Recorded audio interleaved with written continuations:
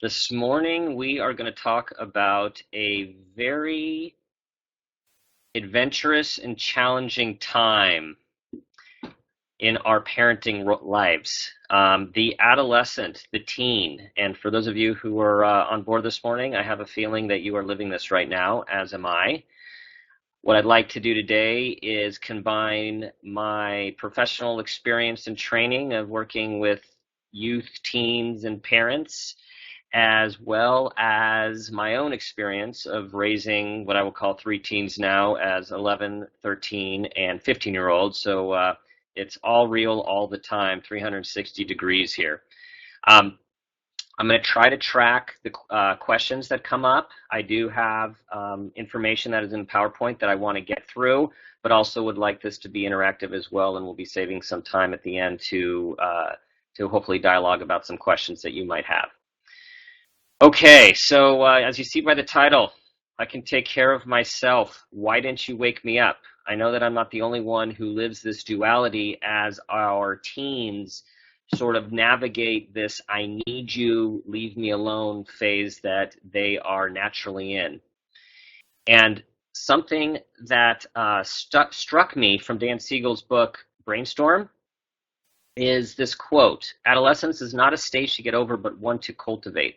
And I think we have this cultural myth that plays on us, something like, oh my gosh, when am I going to get through adolescence? Or for those of us who have intense and sensitive kids early, oh my gosh, if it's this bad now, how are we ever going to get through adolescence? Because adolescence is always worse.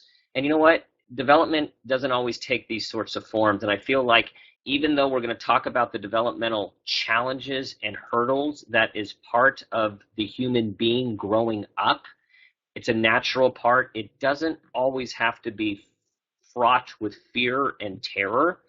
And so this concept of how do we nurture this stage, even when it can be more challenging, is a key point. Something that I have learned the longer I live is that life starts to go pretty quickly.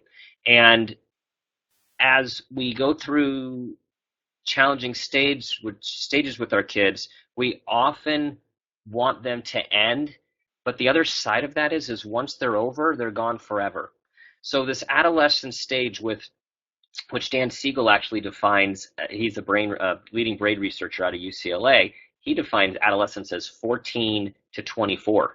I think adolescence, as we talk about it, starts earlier, the middle school years, for some of our brighter, even more intense kids who have developmental precocity. The intellectual and the identity part of adolescence and the emotional, psychological can even start earlier. So let's look at this stage of life right now as how do we cultivate this growth in the face of all of the multiple changes that are going on with this human organism, which we call our teen. We need to start with our goals. We often parent in reaction to a situation. We'd all prefer just to be able to be ourselves and respond as we authentically feel in the moment. Sometimes that authentic response might be a helpful one. Sometimes it might be one that's laced with memories, conscious or unconscious, from our past, or fears, as we're going to talk about. But what we're really going to be talking about today is trying to be purposeful, not only in understanding what your teen might be going through in terms of the development, but what are your parenting goals?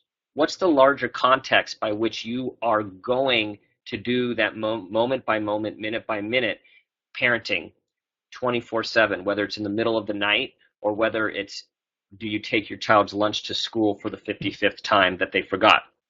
So most of us do want to raise a happy and healthy child, whatever that looks like. That tends to be a concept that I hear a lot, and I know that I think about a lot as well. We want to raise successful children, whatever success means. For some people, it's prestige and it's accomplishment. For other people, success is being able to relate comfortably, being able to provide for themselves, having meaning in their lives. Are we purposely trying to raise our children to be able to understand and empathize with others and to others in a meaningful way that not only will help them in life, but will also make the world a better place? Are we raising our kids to take chances, to push themselves, to not be afraid of trying new things, of failing? And in regards to that, are we trying to raise someone who feels confident in themselves, regardless of their situations? Or do we have a child who might just do things that they are good at, but shy away from things that they don't know how they're going to do? How about independence? Independence is a subjective concept, and independence has different connotations across cultures, U.S. culture, other cultures. How independent do we want our kids to be? And at what age do we want them to be independent? Because all of these things that I'm asking you to think about is part of the blueprint of how you are going to think about your parenting behavior of your teen as you're helping them get from childhood to young adulthood, regardless of how long it takes. Are you raising your person to be mindful of the world and someone who wants to impact the world, leave the world better than it is right now? Now, all of these statements are not made with judgment. They're made to give pause and to have you think about what is the background context or blueprint by which you want to bring your child into the world and what goals you have for them. So in terms of context, we're going to talk about three primary contexts by which our kids are changes they're going through. There's brain changes we're going to talk about. There's social changes, what's going on outside of them and around them, and then there's their internal identity, who they're becoming, how they're becoming. And I thought it was interesting that adolescence is derived from the Latin verb meaning to grow up. To grow up. So we're trying to help our kids grow up. And the statement again, I can take care of myself, why didn't you wake me up, is this context, this conflict that our kids have when they're trying to grow up. And let me tell you, they all want to grow up. So you think this statement probably a lot, what were you thinking? What were you thinking? I know that's come out of my mouth. I know it's come out of a lot of parents' mouths. And the bottom line is a lot of times our adolescents, our teens, they weren't thinking, and there's a lot of reasons why. They're just sort of acting. And I like this quote by Jay Geed. It's not that the teens are stupid or incapable of things. It's sort of unfair to expect them to have adult levels of organizational skills or decision-making before their brain is finished being built. So what we often talk about is the adolescent brain is still under construction. And when it's under construction, we often want that brain to be done. Brain research is showing that the frontal lobe, the part of our brain, this front part of our brain that does our greatest thinking, this big prefrontal cortex up here, we have more neural connections and a more developed prefrontal lobe than all mammals that walk on Earth, which is why we are sort of in charge of Earth as opposed to the other mammals. And that frontal lobe, our thinking brain, is now thought to not develop until 27 to 28 years of age. That's a long time and might explain some of the behaviors that you see in some people and like, what, really? How did that happen? What were you thinking? So in terms of just pure physiology, there's a few things that happen while this frontal lobe is developing. Just like in the terrible twos, when there's a lot of emotion, there's prolific brain growth, multiple neurons, billions of neurons have sprung. And then the brain goes through a pruning period where it gets them down to the ones that we need. So there's this saying, use them or lose them, or neurons that wire together, fire together. Those connections are then being whittled down in adolescence, so we have the right amount of neurons and cells and synapses for us to continue to think, problem solve, and get through life. The other thing that is happening after this pruning is happening is what's called myelinization. And what I want you to think about this, people talk about a myelin sheath. So imagine that you have a nerve and there is a sheath that grows over it to allow the electronic impulses to run smoothly from one communication source, one neuron to another, so the synapses communicate better, so we can be in better control of our thinking and our actions.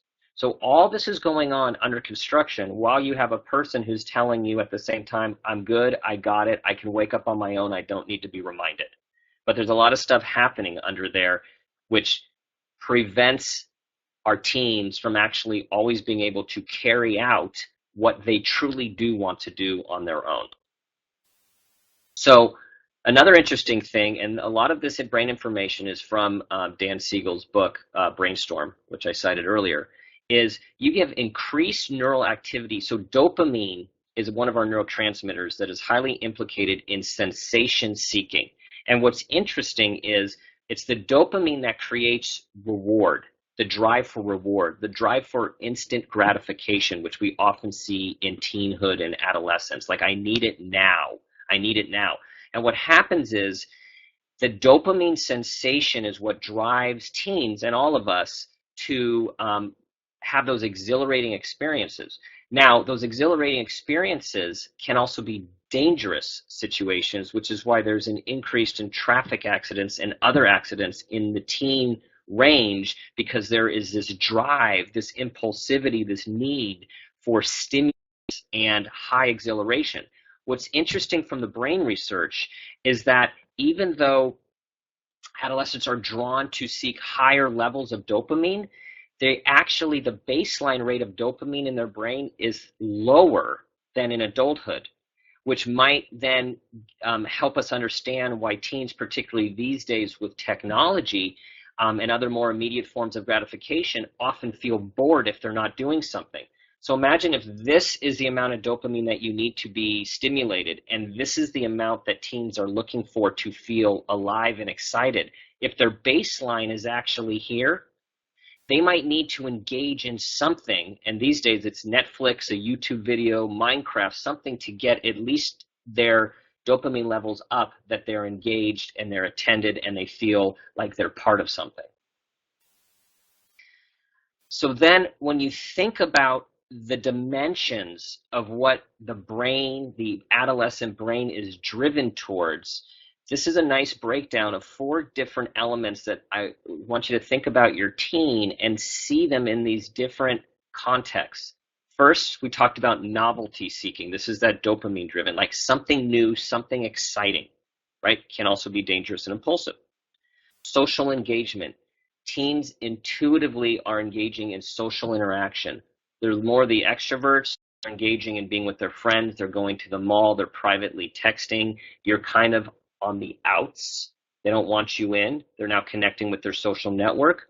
Kids that are more introverted, we might be wanting them to do it in person more, but a lot of these kids are doing it online these days.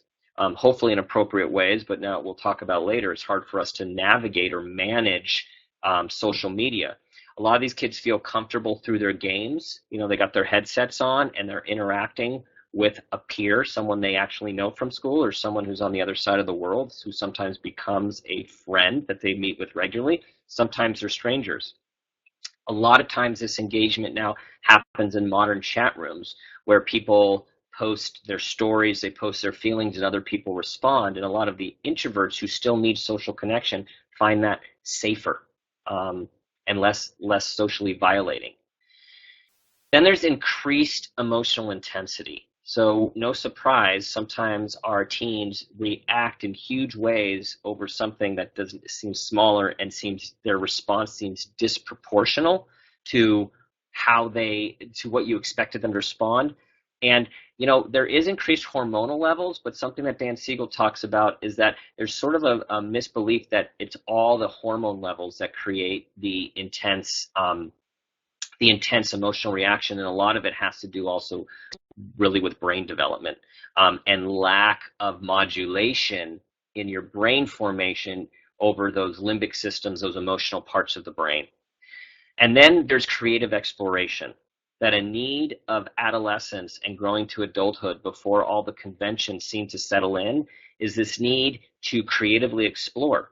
Now, some of them are in ways that us parents have an easier time with. So when our kids are creatively exploring through art, or they might be creatively exploring through their bike tricks or their skateboard tricks, or they might be creatively exploring their identity through their dress, the type of person they are from identity.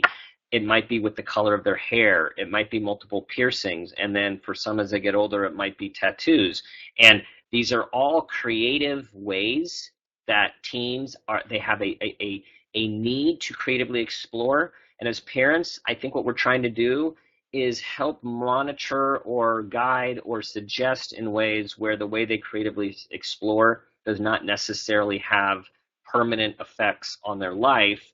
So when they're done creatively exploring, they say, I can't believe you let me do that, right? This is that bind again. So now we've talked about brain, a little bit about identity.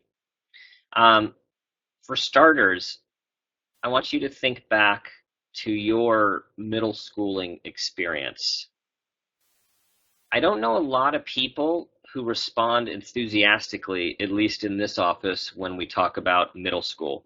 I know many people say, at best, it was okay, or I kind of liked it, or I got through it, or it was terrible, it was awful, it was the worst experience of my life, I was so confused, I was bullied, I didn't know who I was, I just wanted it to end.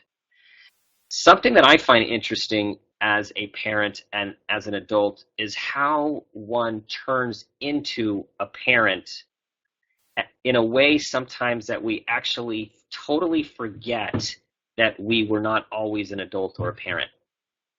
It's a fascinating phenomenon that we expect our kids to make good decisions and to be completely responsible and not be irrational at a time when we likely were not the person we're wanting them to be either. So I'm asking you to think back just for a moment about what you were like and who you were at this phase of life when you focus on one or two of your children. I can't tell. So usually I could see faces and I could see smiling or people being horrified or people being very pensive. So I'm going to assume that I'm seeing all of that from all of you.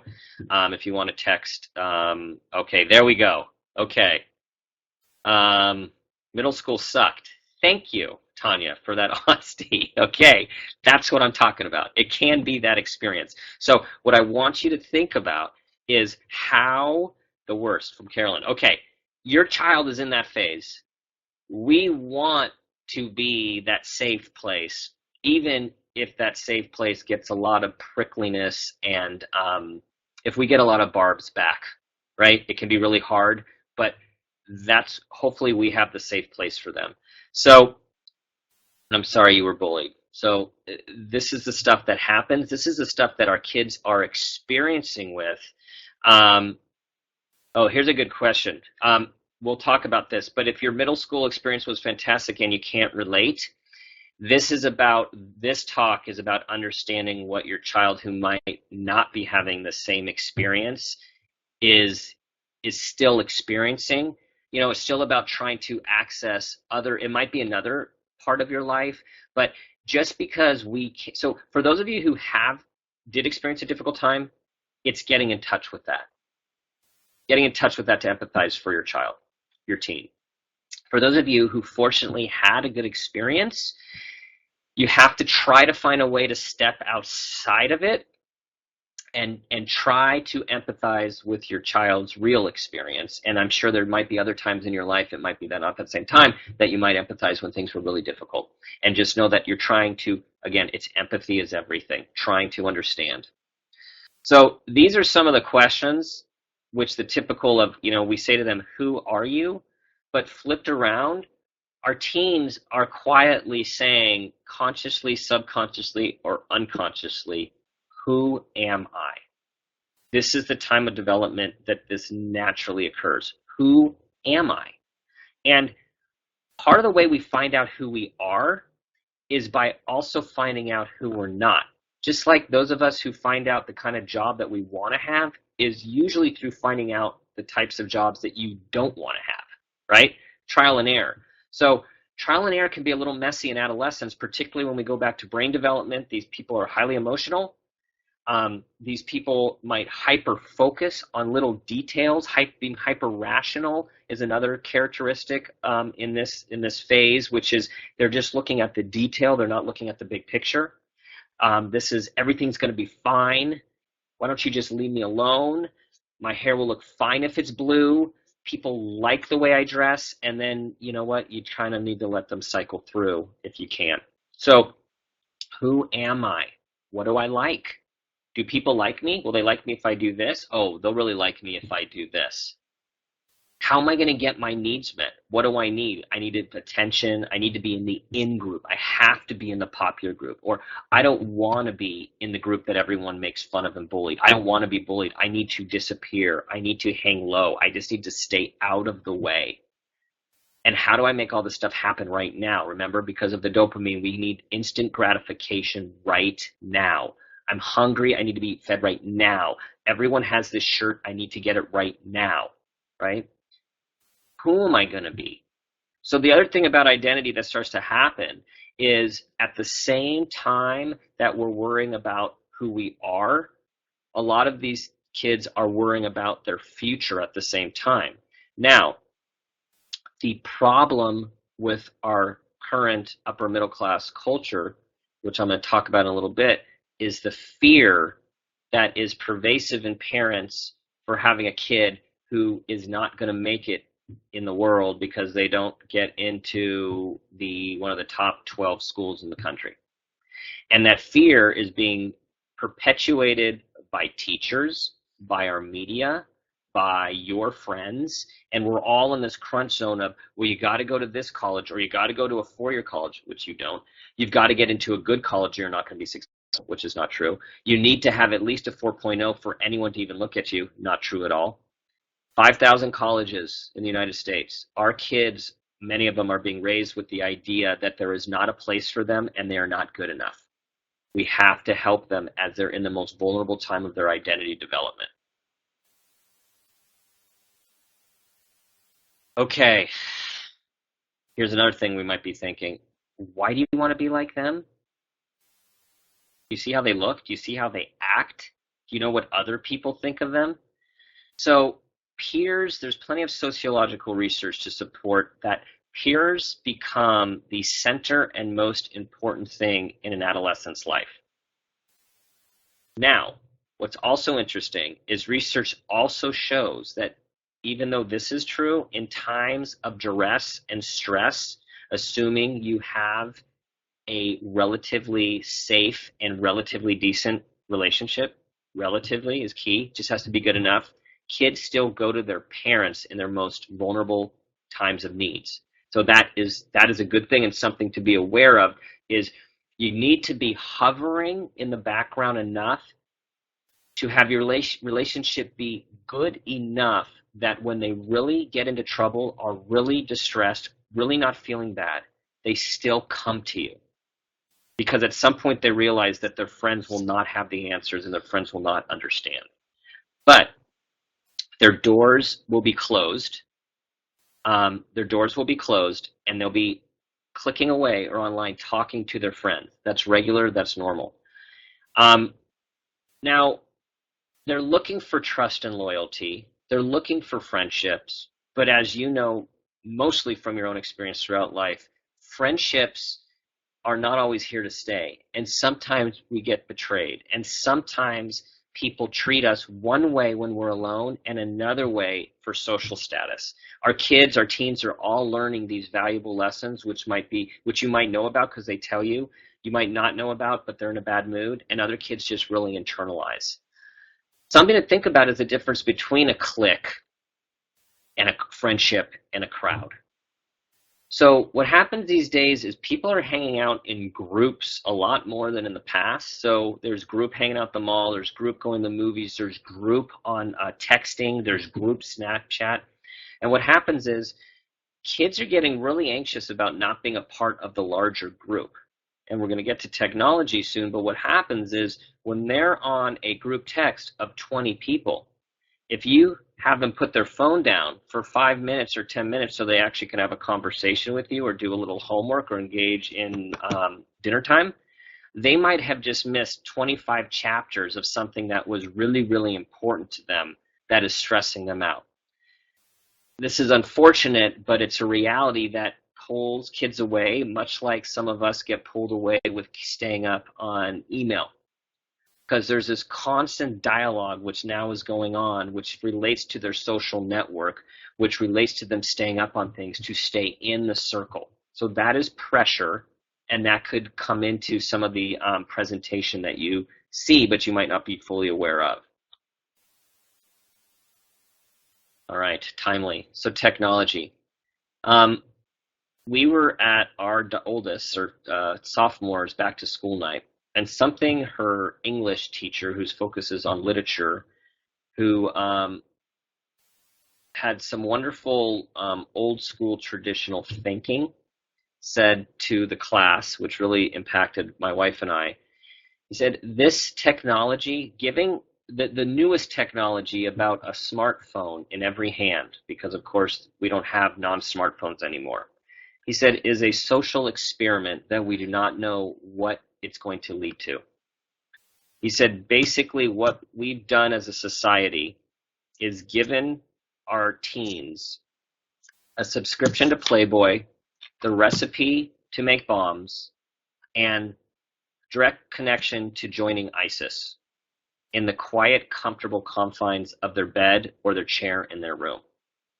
Now, this is what he said. It was provocative. It was meant to be provocative, and I'm saying it to be provocative, but all of a sudden, what happens is third graders even have this. And we don't know what our kids are getting to. You can set some controls on, but even then, this is the first time that we're not monitoring.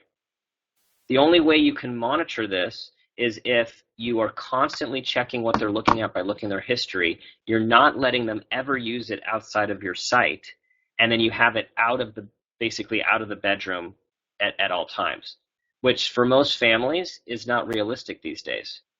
The other thing is, what we are fighting as parents is having one of these and having access to these is now normal.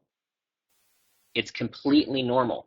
I was doing a talk with a colleague last week about parenting, and her kids are now college age and out of college, and she was talking about how their family, she has really good family values, how their family totally regulated the amount of media, where they could have media in their main room, and how they monitored it, which was wonderful.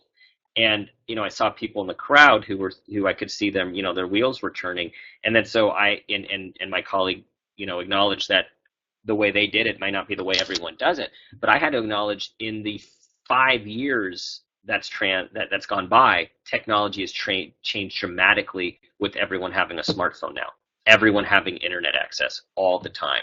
So again, it's Snapchat, it's group Snapchat, it's Snapchat stories, which now stay longer. I've had clients who people can go through their history and see things that were supposed to be deleted. And so instead of just rejecting this stuff, we have to understand what it is. Some families say, okay, you can be on Snapchat, you can be on Instagram.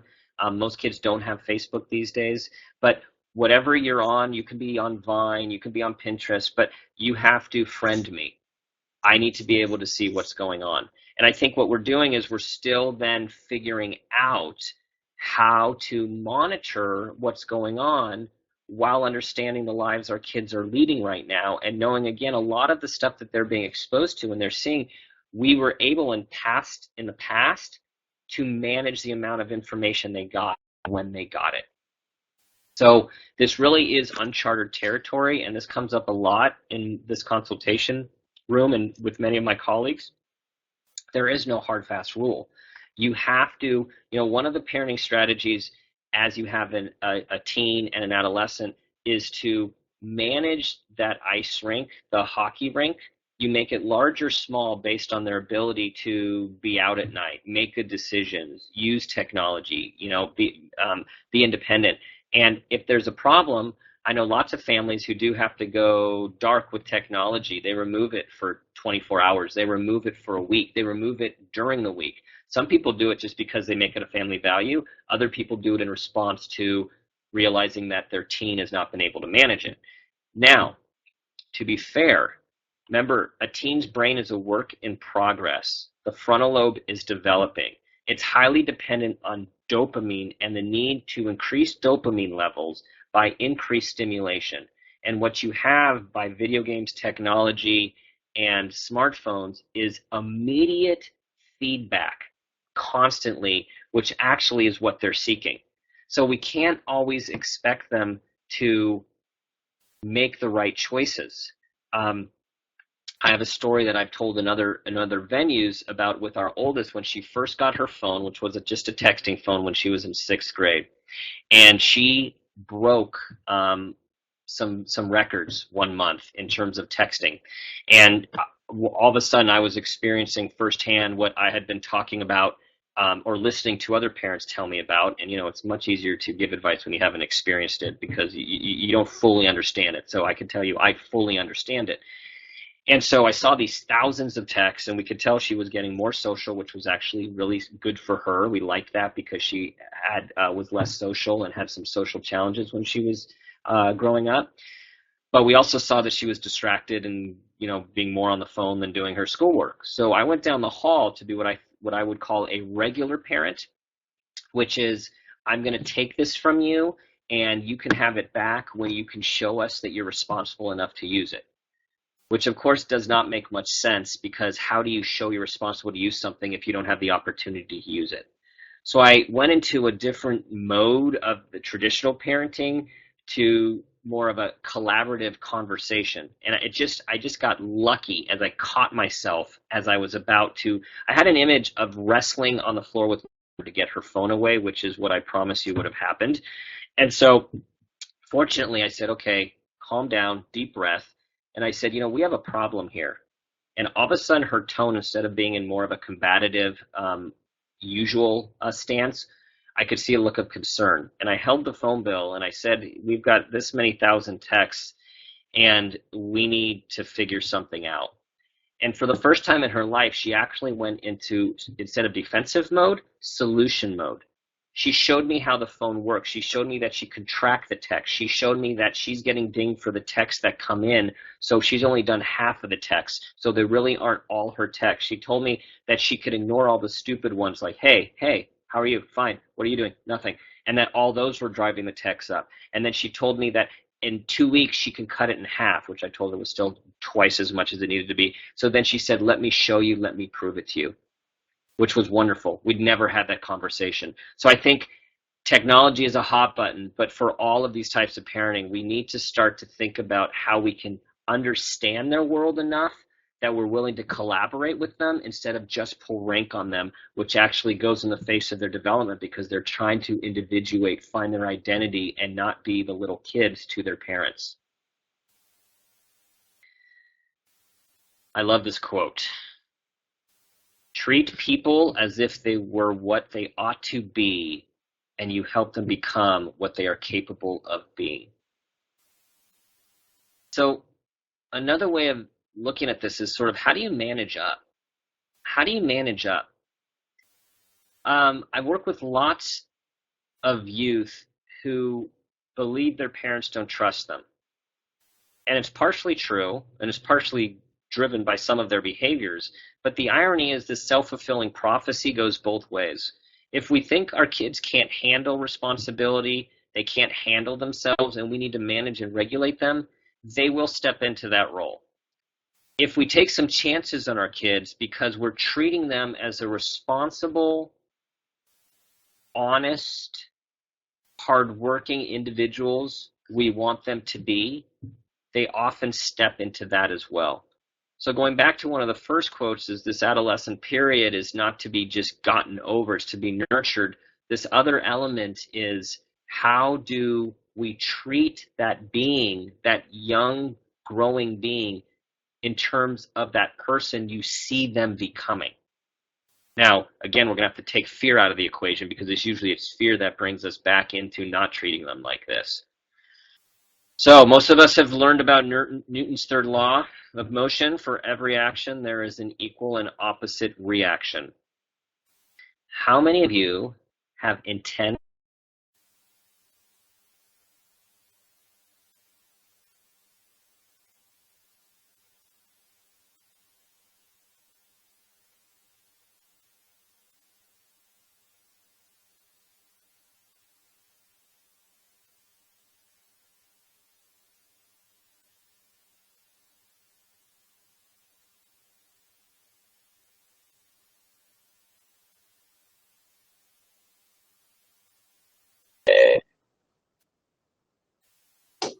Can anybody hear me? Okay, so you can hear me, but Dan, can you try again? What happened here? Not Dan. Interesting. Um, so Dan, let's turn your mic on and off. Oh, well, I know you guys can hear me, but I can't hear Dan either. Dan, can you say testing, or I'm just not hearing you at all. All right, let's see if we can figure this out. So Dan, did you hit anything by any chance? Is there, yeah, everybody can hear me.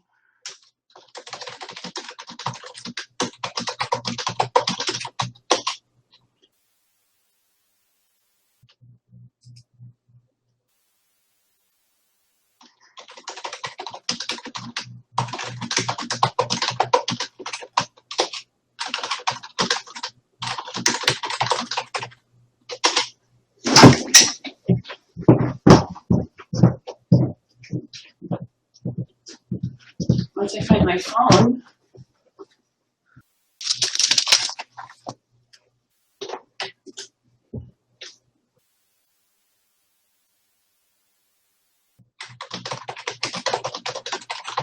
Okay, we're gonna put everybody on hold for a minute and see if we can figure this out. Okay, everyone, hold on for just a minute here.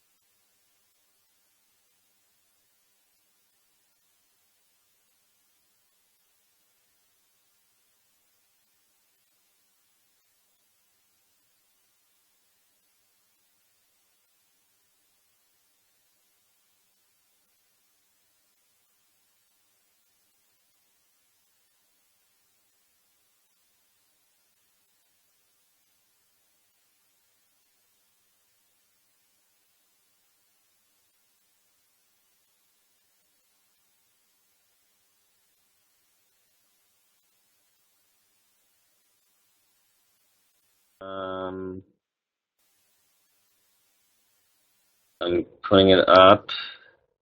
Click to test your. Can you? Because I think I'm on microphone. All right. All right, everyone type in yes, so I know you're with me, please. Sweet. Okay. I'm just going to keep running as if that did not happen, right? You guys all with me? Okay. So I'll look to see if I cut out again. So we're back to Newton's third law. So every action, there's an opposite reaction. You guys have these intense kids, and we have to know that when we come with our action, we are going to get a reaction, okay? So what's interesting is this is the part that not a lot of us think about when it comes to parenting. We have to figure out what drives us and motivates us. And a lot of these answers lie in the way we were raised. It also lies, to give your parents and guardians and family a little bit of a break. It's not just the way that you were raised, it's also what your temperament is, what your personality is, what your level of intensity is, what your level of sensitivity is. Who are you? And what do you think about when you are parenting your kids? What do you think should happen? What do you think your kids should do? Where did those shoulds come from? Where did those beliefs come from? Where did those strong emotions come from when you see your child not listen to you? When your teen talks back to you? When your child ignores you? When your child engages in an impulsive, bonehead, not thinking behavior? Is that because you did the same thing? Is that because you were punished for doing the same thing? Is that because you don't want your kids to go through what you went through, so you have to fix them now? Are you trying to do the opposite of your parents? Do you find yourself saying the things that you hated most about what your parents said to you? How does this happen? And I find these days, more and more, back to something I said earlier, more and more people are parenting through fear about their child's future. If I don't teach them this now, they're never going to be successful. If they can't take care of themselves now at 16, 15, or get their homework in on their own at 14, how are they ever going to hold down a job? Well, again, their brain is probably 13 years from even developing, and they have plenty of time to learn from their mistakes. But we have to ask ourselves, what is motivating our parenting behavior? And who gave us some of those beliefs? And do we now need to question them? Do we need to work on ourselves? Because the irony is, if we actually work on ourselves and explore our own past, or explore our own triggers, we will be calmer, more present parents for our kids, our teens, regardless of what their temperament is or what they do. It starts with us as parents. So I'm going to talk about a few different types of parenting styles. Dan Siegel, I talked about, who's written a bunch of great books based on brain behavior. The book that he has also written with Tina Bryson, a psychologist down in Southern California, is called The Whole Brain Child. They have brought to the fore the idea of brain-based parenting. You know, I talked about what happens with traditional old school parenting when you come in with force. You come in like this, you start correcting or yelling at your child. What we haven't considered in the past is the part of the brain that we're activating in our kids. When our kids are scared or feel attacked or feel intimidated, what we're doing is we're activating their fear response of their brain. We're activating their amygdala. This little dot is the amygdala, the fear center. So when you activate the fear center, you're activating a flight or fight response.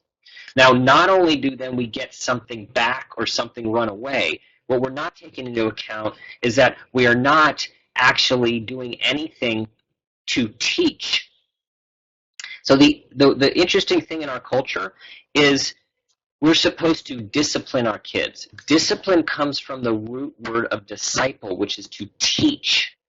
A disciple is someone to be taught. Discipline is to teach. Back with Plato, Aristotle, discipline, they were teaching. They were teaching their students. We need to be teaching our kids. We need to be guiding our kids, whether we use the Socratic method of questioning or modern methods of questioning and parenting.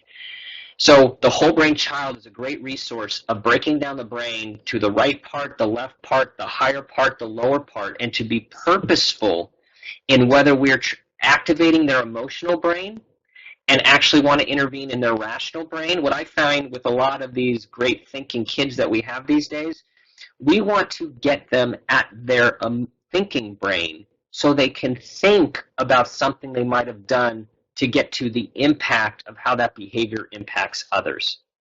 Empathy, perspective taking. At the same time, there are some kids that rationalize everything and they then react in huge ways, but they're not in touch with their emotions or their emotional brain. So they have anger responses, but that anger response is in response to stuffing and stuffing and stuffing their emotion, and they're not aware of it. Those kids, in the quiet times, we want to help them unwind. What are you feeling right now? Well, I know what you think about it, but how do you feel? So this is about, again, taking a step back, understanding our kids' development, and then figuring out how do we want to consciously parent by understanding this organism that we are responsible for raising. Now, mindfulness is in the news a lot. It's one of the most powerful ways to be present in our daily lives in the midst of an often chaotic world. So mindful parenting is what's talked about a lot these days, or conscious parenting. It's about being purposeful. It is so hard to be purposeful when we are always too busy, we are almost always late, our kids are generally overscheduled, they generally have too much homework, and you are trying to work, be a great parent, get your kids to all their places, get them maybe their tutors or their coaches. There's a lot going on. And so a lot of times people have trouble being mindful or purposeful in the moment. I'm saying to you, to myself, for all of us, we need to support this parenting generation of being purposeful in our actions. This gets back to that big picture I started with. What is your parenting goal? Is your parenting goal to get out the door on time every day?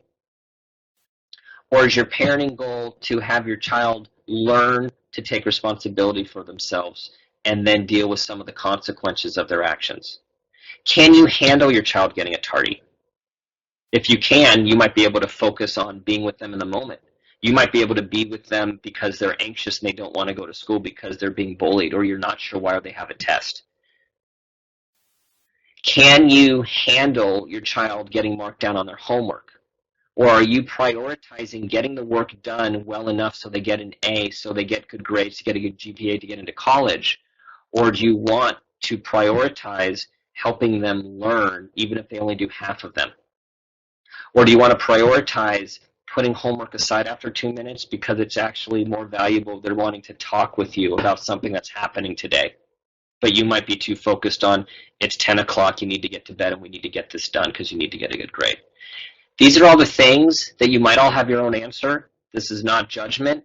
It's about being purposeful in our intentions and what we want our outcome to be.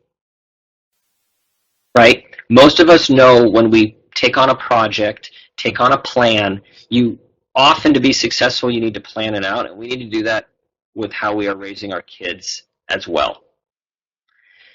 Are you focusing on the trees or the forest? I think most of us end up focusing on the trees. We focus on your socks are here, you didn't take out the trash, I told you to put away your dishes, your homework is out, did you feed the dog? Now, those are all important things, but if your relationship becomes about those trees, we're going to be missing the forest in the big picture.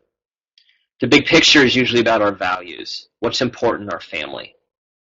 Do we want laughter? Do we want our kids to care about other people?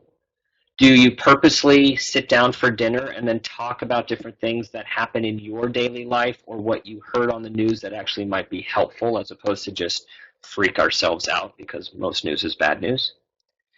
And are you focusing on your kids growing? This is the growth-oriented versus the fixed-oriented mindset, Carol Dweck's mindset stuff out of Stanford. Are we focusing on our kids working hard with a purpose for an eventual outcome, but it's about the process, or are we focused on the trophy and the A and the finish line?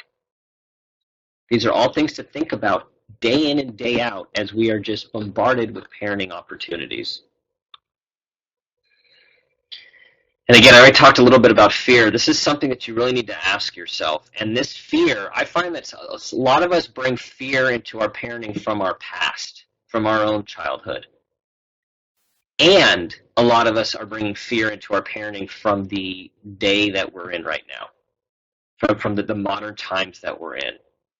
Why is it that everyone is worried about their kids not getting into college? Why is it that people aren't focusing on the 5,000 colleges and universities that are out there? The alternative paths that people who are wonderful with their hands maybe don't need to go through 2 years of general education. Maybe not. If you have a wicked programmer, maybe your kid goes into programming school. But the bottom line is there are places everywhere that want your child. There are even places that will pay you to send their child to a cold place that a lot of people maybe not want to go to, not by a beach, right, or a lake. What I want you to think about, again, is are you teaching or are you punishing? All the research shows that punishment doesn't work. What I tell parents, who especially have the wickedly intense kids, think of one of the last scenes or towards the end of the movie, Good Will Hunting, with Matt Damon and Robin Williams. Robin Williams finds out that Matt Damon was horrifically beaten by his stepdad. And Matt Damon, you see the pictures of his back, and this is the metaphor. His stepdad used to say, do you want the crowbar or do you want the belt? And Matt Damon would say, give me the crowbar. Meaning, I'm going to be in charge of my life. You are not going to dominate me. Our kids that are more intense and more sensitive, and adolescence and teenhood, it brings out those parts of kids. They are fighting literally for their life and their identity when you might be telling them, I told you to take it out now. What you might be stepping on is their need to feel independent and run their own life. So you got to ask yourself, are you teaching and guiding, or are you punishing and directing? Are you micromanaging? And is this battle worth it? Is this battle worth it? Is this hill worth dying on? Is this hill worth your relationship? A family therapist that gave a talk years ago said something at the end which stuck with me, and she had kids who were much older at the time. She said, when your child leaves your home, whether it's at the end of high school, before or after, the only thing that leaves that home to go off into the world is your relationship. If your relationship is based on homework battles and arguments and who's in charge of who, that's what leaves. We want a relationship with our kids, even if they're not making the best decisions. We have to be able to have some tolerance for the fear and ambiguity. We have to look at our own past to see what is guiding our parenting behavior, which might not be working optimally. We have to let our kids make mistakes. We have to. We all learn from mistakes. Everyone learns that the oven is hot if they touch it. Everyone learns that the paint is still wet when we touch it. We, of course, don't want our kids to get third-degree burns, have really bad things happen to them, but there's a lot of stuff where we need our kids to learn what happens if you don't study for a test. We need our kids to learn if they don't prioritize their time. They might have to be in at recess if they're in elementary school. They might have to be in detention. They might not get into the advanced math class if they don't put in the effort to show the teacher that they want to be there. These are life lessons which you want your kids to learn now when the stakes really aren't high, rather than when they're in the real world with lots of responsibility, or they're in college where the stakes are higher. The range of normal is huge. We have to be aware that we give our kids fears by our own worries, showing them our lack of confidence in them, actually then creates insecurities and fears in them by how we are treating them. So give them support and growth and focus on helping them build life skills while they're figuring it out. Life skills, whether they're out. Madeline, who wrote a few great books. One is The Price of Privilege. Her latest great book is called Teach Your Children Well. She says our job is to raise good adults. So you got to look at the long haul, not just the trees. The forest is the long haul. Who do we want our kids to become, and how are we going to get them there?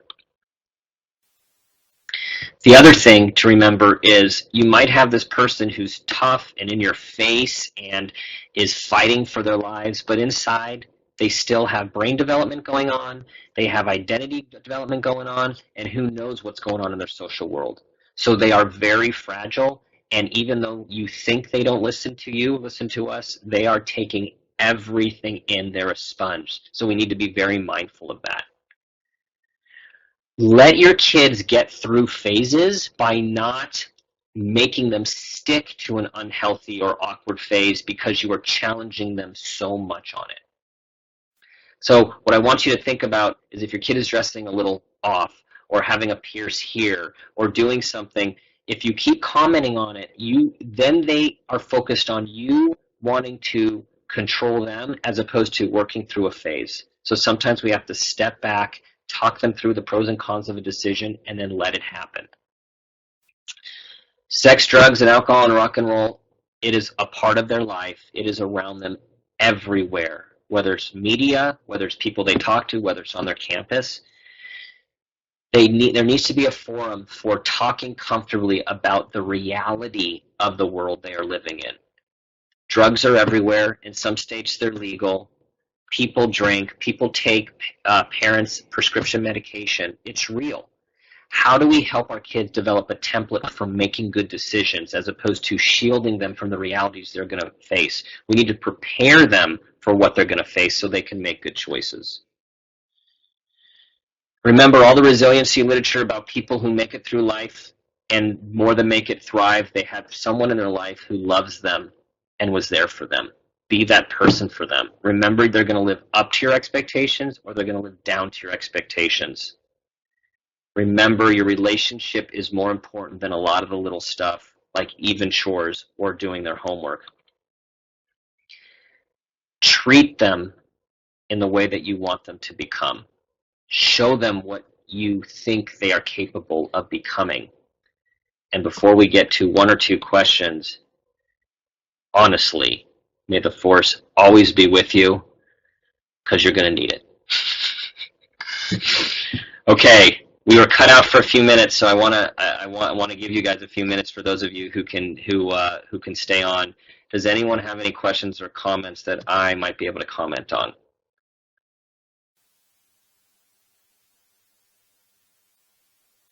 If you're still here, someone please let me know that you're still with me. I could hear you, Dan. This is Elizabeth, and so everybody can ask questions. Great. He's on the text chat. I just want to empower you all to know how important and precious this part of life is, even as difficult as it can be. How impressionable your kids are and how much they need you, and how they are being raised in a time that we did not have to grow up in. So someone says they do need the force. So what I want you to do is don't be afraid to look at yourself. Many of us find that it's our kids that are what help us grow and become greater versions of ourselves. So don't be afraid to explore some of the places you came from and what is contributing to some of this. You might want to talk to some trusted someone. You might even want to seek some counseling to look at some things, and just know it all, whether we like it or not, comes into our current relationship with our kids.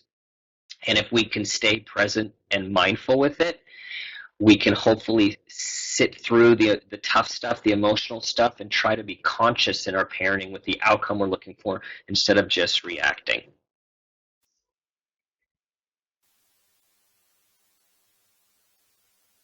Okay, we'll leave it the final question. How do you know when to step in and when to let them fail? It is a tough, tough call. It is one that you're always trying to monitor. I just find that sometimes people lead with not failing instead of failing. The other thing that I didn't say is a lot of kids do have some developmental challenges, some social challenges, some self-esteem challenges, some learning challenges. You don't just let that person just fail if one of the reasons they look like they're going to fail is because they need support with that challenge area. So a whole nother talk is to really look at what your child's landscape is, and then within the context of that landscape, when do you let out a little rope to see what they're capable of? And even if they start to veer off figuratively, before we just jump in and grab the wheel, let's see how close they get to hitting the guardrails. And then if they do hit the guardrails, what do we need to do differently so they don't so we can support them. But I find it's a dance with how you do that. There's one comment about humility. I'm going to end on humility. Being humble and having humility in this experience with your kids gets you the most. We need to be authentic with them. We don't have all the answers. When they call us out and they're right, own that you made a mistake and you're just doing the best you can.